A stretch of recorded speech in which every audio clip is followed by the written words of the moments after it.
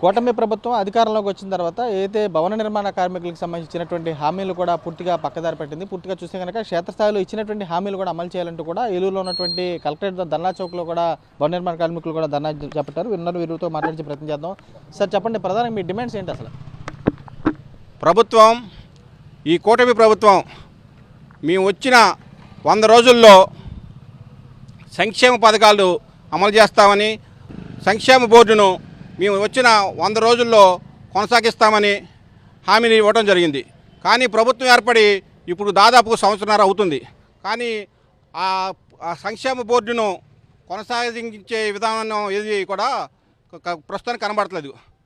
చంద్రబాబు నాయుడు ప్రభుత్వం ఇచ్చిన హామీని పవన్ కళ్యాణ్ గారు, లోకేష్ బాబు గారు ఇచ్చిన ఎప్పుడే ఎక్కడ జరిగినా కార్యక్రమం జరిగినా సరే మేము సంక్షేమ పథకాలు అమలు చేస్తాం, భవన నిర్మాణ కార్మికులు ఆదుకుంటామని చెప్పి వీళ్ళు హామీ ఇవ్వడం జరిగింది.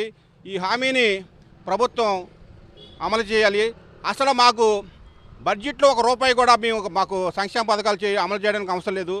ఎందుకంటే మేము కట్టే ప్రతి బిల్డింగ్ కూడా 1% సెస్ అంటూ దాన్ని వసూలు చేస్తుంది ప్రభుత్వం.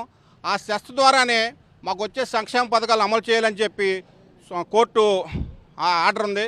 కానీ కోర్టు ఉత్తర్వులను కూడా ఇప్పుడున్న గతంలో ఉన్న ప్రభుత్వం కానీ, జగన్మోహన్ రెడ్డి గారి ప్రభుత్వం కానీ, ఇప్పుడున్న కూటమి ప్రభుత్వం కానీ అమలు చేయడం లేదు.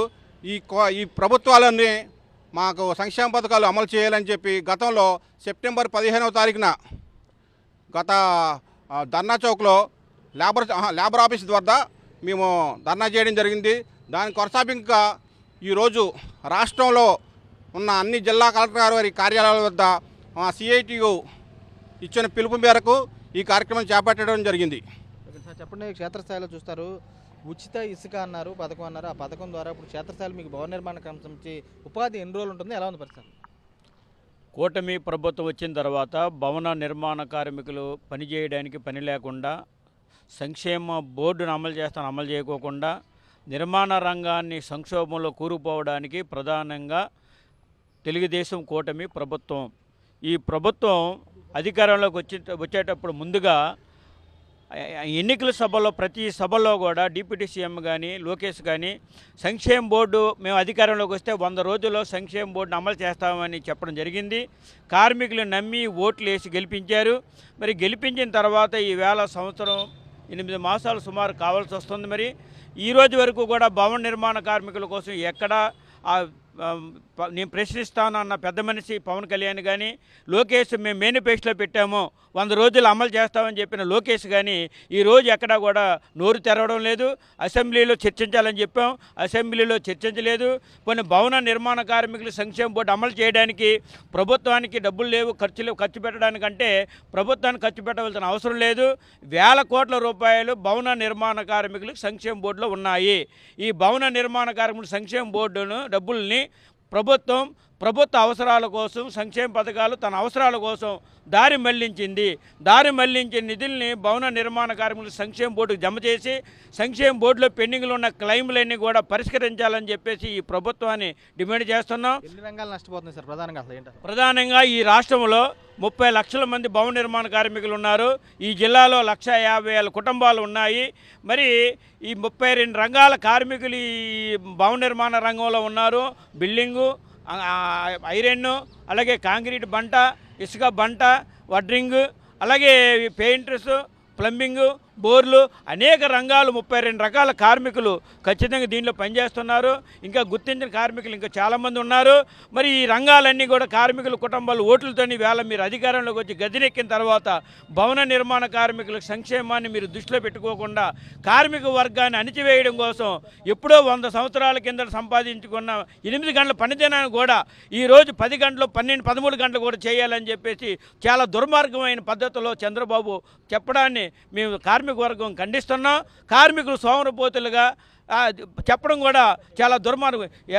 ఏరు దాటిన తర్వాత తెప్ప తగలబెట్టిన పద్ధతిలో అధికారం రాకముందు ఒక రకం మాట్లాడి అధికారంలోకి వచ్చిన తర్వాత మరో పద్ధతిలో మాట్లాడే పద్ధతిలో చంద్రబాబుని మేము ఖండిస్తున్నాం, విధానాలను ఖండిస్తున్నాం. ఖచ్చితంగా మేము సంక్షేమ బోర్డు ప్రారంభించేదాకా కూడా మా పోరాటం కొనసాగిస్తున్నాం.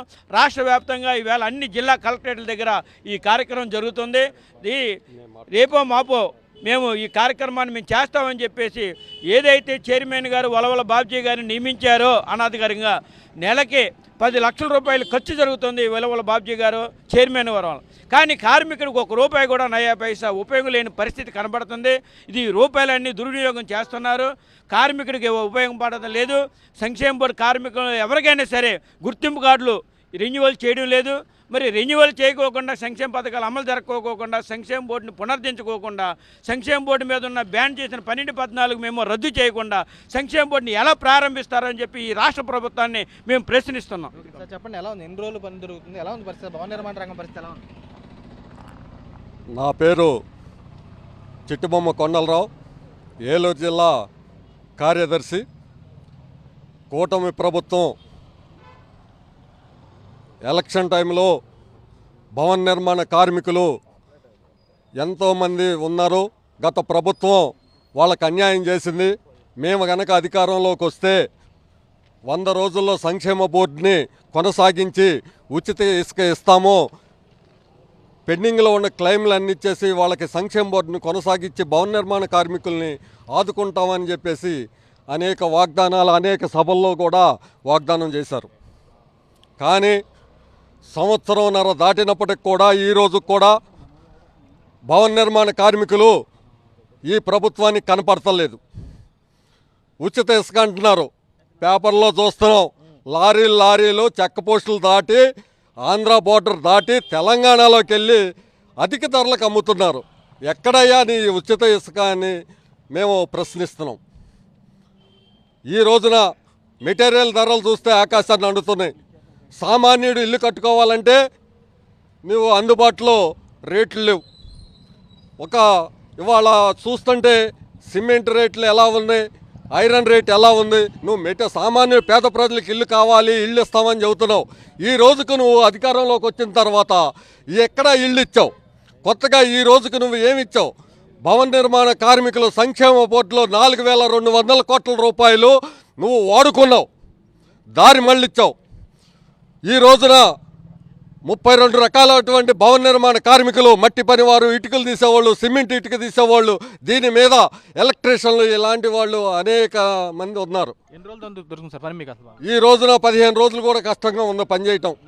నెలలో నీకు ఈ రాష్ట్రంలో నువ్వు అధికారంలోకి వచ్చిన తర్వాత భవన నిర్మాణ కార్మికులు ఆదుకొని వాళ్ళకి పెండింగ్లు 2019 నుంచి పెండింగ్లో ఉన్న క్లెయిమ్లన్నీ కూడా మేము ఇస్తామని చెప్పేసి చేసావు. ఈ రోజుకు కూడా సంక్షేమ బోర్డును కొనసాగించిన దాఖలు లేవు. మా అసెంబ్లీలో చెప్పారు 4,200 కోట్ల రూపాయలు భవన నిర్మాణ కార్మికులు ఉన్నాయని నిధులు. వాటిని సుప్రీంకోర్టు ద్వారా కూడా భవన నిర్మాణ కార్మికుల చట్టంలో రాసి ఉన్నది ఏంటయ్యా అంటే, భవన నిర్మాణ కార్మికులు సెస్ రూపంలో సంక్షేమ బోర్డులో ఉన్నటువంటి డబ్బుల్ని భవన నిర్మాణ కార్మికులకే ఇవ్వాలి. అది వాళ్ళకే ఖర్చు పెట్టాలి, వాళ్ళకి మెరుగైన సౌకర్యాలు కల్పించాలి. ఆ ఇన్సూరెన్సు ఇంతవరకు గత ప్రభుత్వంలో ఉండేది, కానీ మరి ఇప్పుడు ఈ ప్రభుత్వంలో ఇన్సూరెన్సులు కూడా ఏమీ లేవు. వచ్చేసిన తర్వాత సంక్షేమ బోర్డుని 12-14 జీవో వచ్చి గత ప్రభుత్వం ఆపేసింది. నువ్వు ఆపేసావు, మేమిస్తామని చెప్పేసాను. సుమారుగా ఈ రాష్ట్రంలో 30 లక్షల మంది భవన నిర్మాణ కార్మికులు ఉన్నారు. ఈ 30 లక్షల మంది కూడా ఓట్లేశారు, మాకు గెలిచామని అనేక మంది ఎమ్మెల్యేలు, అనేక మంది ఇప్పుడు డిప్యూటీ సీఎం గారు కూడా ప్రత్యేకంగా సభల్లో చెప్పాడు. ఈ భవన నిర్మాణ కార్మికులు ఎక్కువ శాతం మంది మాకు ఓట్లేస్తేనే మేము అధికారంలోకి వచ్చాం. నేను వచ్చిన తర్వాత 100 రోజుల్లో వాళ్ళ ప్రత్యేక దృష్టి పెట్టి మేము వాళ్ళకి అన్ని సంక్షేమ పథకాలు అమలు చేస్తామని చెప్పాం. ఈ రోజుకి సంక్షేమ బోర్డు అమలు అవ్వట్లేదా అని తెలియనట్టు అడిగినటువంటి డిప్యూటీ సీఎం గారు మళ్ళీ వెళ్ళి కలిసిన ఈ రోజుకి దాని గురించి అతిగతి లేదు. దీని మీద తీవ్రంగా భవన నిర్మాణ కార్మికులు సంధిస్తున్నారు. మీకు ఒకటే చెప్తున్నాం, ఈ భవన నిర్మాణ కార్మికులు సంక్షేమ బోర్డుని కనుక మీరు కొనసాగించకపోతే రాబోయే స్థానిక ఎన్నికల్లో మీకు తగిన గుణపాఠం చెబుతామని ఏలూరు జిల్లా భవన నిర్మాణ కార్మికులు హెచ్చరిస్తున్నాం. చూడొచ్చు, ప్రధానంగా వీరందరూ ఒకటే స్పష్టం చేస్తున్నారు. సుమారు రాష్ట్రంలో 30 లక్షల మంది భవన నిర్మాణ కార్మికులు ఉన్నారు. ఎన్నికల ముందు గద్దెనెక్కేటప్పుడు అయితే మీ ఓట్లకు సంబంధించి కావాలి, మీకు అన్ని సంక్షేమ పథకాలు 100 రోజుల్లో పూర్తి చేస్తామని హామీలు ఇచ్చారు. కూటమి ప్రభుత్వం అధికారంలోకి వచ్చి 18 నెలలు గడుస్తున్నా కానీ సంక్షేమ బోర్డు ఊసే లేదు, ఇచ్చినటువంటి హామీలు కూడా అమలు చేయలేదు. 32 రంగాలకు సంబంధించినటువంటి కార్మికులకంతా కూడా తీవ్ర ఇబ్బందులు పడుతున్నారు. కూటమి ప్రభుత్వం ఎన్నికల్లో ఇచ్చినటువంటి హామీలు కూడా అమలు చేయాలి, లేకుంటే స్థానిక సంస్థల ఎన్నికల్లో కూటమి ప్రభుత్వానికి బుద్ధి చెబుతామని చెప్పి కూడా భవన నిర్మాణ కార్మికులు కూడా హెచ్చరిస్తున్న పరిస్థితి కూడా కనబడుతుంది. రమణతో రాజు, సాక్షి టీవీ, ఈ రోజు లంచ్.